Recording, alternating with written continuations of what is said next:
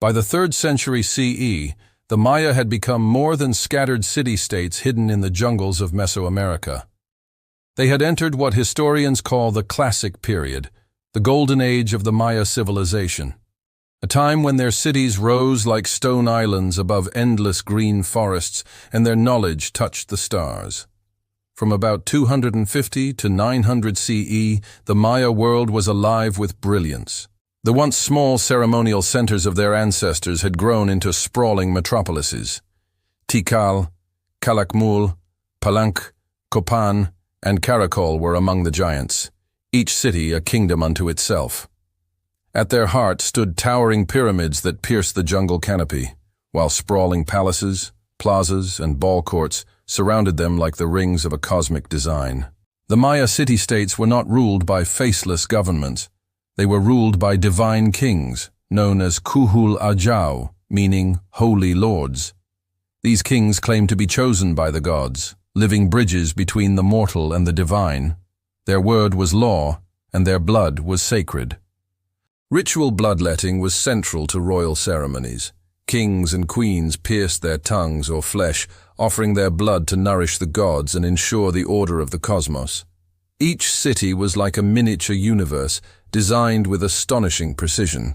Temples were aligned to the movements of the sun, moon, and stars. During solstices and equinoxes, the rising or setting sun would cast shadows that transformed the temples into living calendars.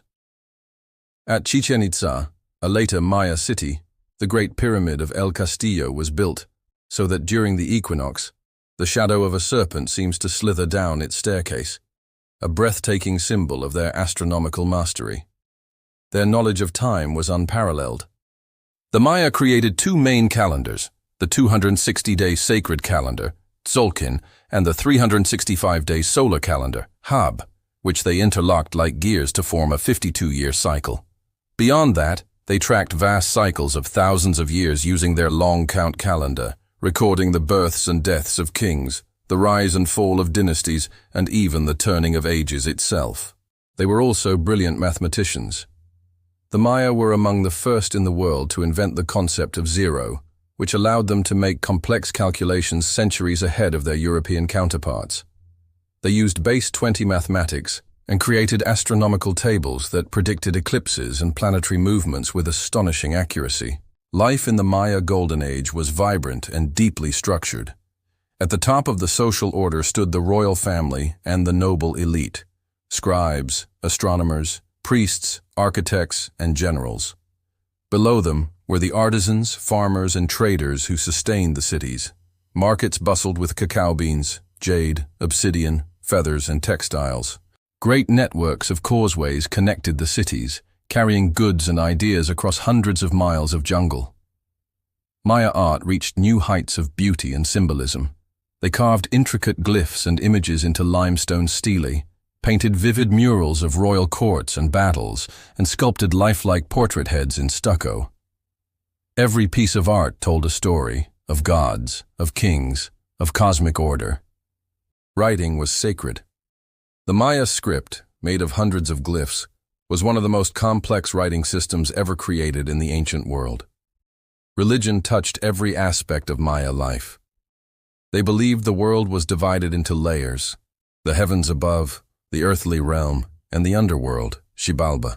Sacred caves and cenotes were gateways to the underworld, places where offerings and sacrifices were made to keep the balance of the universe.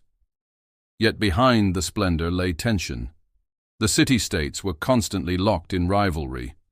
Alliances shifted, wars erupted, and dynasties rose and fell. Victorious kings captured their rivals, parading them before their people before offering them as sacrifices. The Maya were not a peaceful civilization.